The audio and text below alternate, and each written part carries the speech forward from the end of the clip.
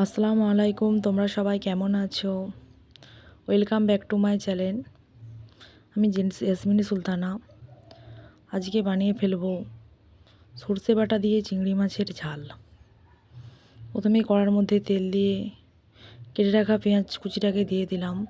তার মধ্যে অল্প পরিমাণে নুন দিয়ে ভালো করে ভেজে নেব।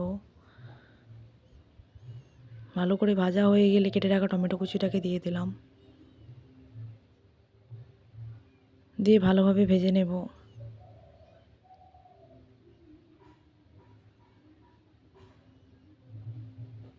মশলাটা ভালোভাবে ভেজা হয়ে গেলে বেটে রাখা সরষেটাকে দিয়ে দিলাম। তার মধ্যে পরিমাণ মতন হলুদ গুঁড়ো, পরিমাণ মতন লঙ্কা গুঁড়ো, পরিমাণ মতন জিরে গুঁড়ো দিয়ে দিলাম। দিয়ে অল্প পরিমাণে জল দিয়ে মশলাটাকে ভালোভাবে ভেজে নেব, যাতে সরিষার গন্ধটা যেন না ছাড়ে।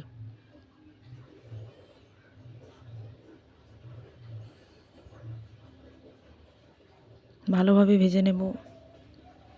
ভাজা হয়ে গেলে আগে থেকে বেছে রাখা চিংড়ি মাছগুলোকে দিয়ে দেব। দিয়ে জল দিয়ে দিলাম, ভালোভাবে চিংড়ি মাছটা যেন সেদ্ধ হয়ে যায়। সেদ্ধ হয়ে গেলে রেডি হয়ে যাবে আজকে সর্ষে বাটা দিয়ে চিংড়ি মাছের ঝাল।